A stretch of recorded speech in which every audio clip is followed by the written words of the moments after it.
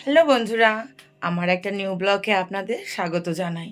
তো এখন বিকেলবেলা আমি যাচ্ছি বাজারে পুজোর সামগ্রী কিনতে। কেন কালকে স্যাটারডে আছে, সানডে দিয়ে ঘট বসবে মায়। তো আমাদের পণ্ডিতজি রাতের বেলা এসে সব গুছিয়ে টুছিয়ে যাবে, কেন ভোর 4টের সময় দিয়ে পুজো আছে আমাদের। ওই জন্য আমি এখন একটু যাচ্ছি বাজারে পুজোর সামগ্রী কিনতে। তো চলুন, আপনারাও সাথে চলুন।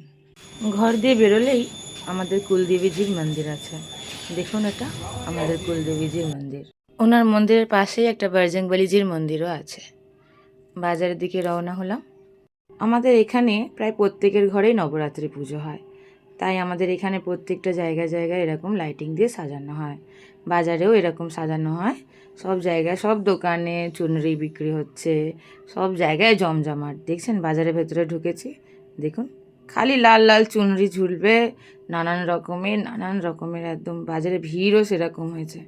একদম যে ঠিক মতন ভিডিওটা করবো সেটাও করা যাচ্ছে না। এই যে দোকানে পৌঁছে গেছি, প্রচুর ভিড় হয়েছে এখানে। মানে প্রত্যেকের ঘরে যেহেতু পুজো, তো প্রচুর ভিড়।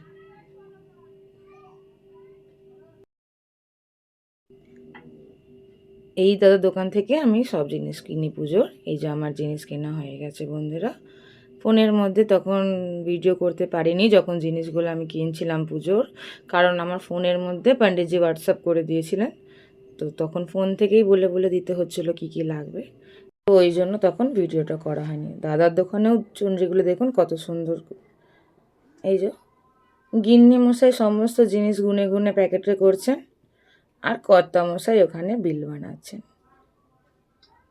চুনরিগুলো ভুলে গেছিলেন, পরে আবার বললাম দিতে, তাই দিলেন। কেনাকাটা হয়ে গেল। চলুন এবার বাড়ি ফেরা যাক। যাবার পথে মেয়ে আবদার করলো জুস খাবে। ওর বাহানায় আমিও এক গ্লাস খেয়ে নিলাম। যেহেতু অমাবস্যা, তাই মা তারার মন্দিরে ভিড় দেখুন। সন্ধ্যা আরতিতে এমনি প্রায় ভিড় হয়, তবু আজ অমাবস্যা বলে ভিড়। জুসের সাথে সাথে ফুচকা খাবারও বায়না, ওই যে দাঁড়িয়ে আছে। হ্যাঁ বন্ধুরা, বাজার করা হয়ে গেল, এই যে কেনাকাটা হয়ে গেছে। এবার একটু বসি। ঠিক আছে, আজকের মতো এত দূরই। জয় মাতা দি।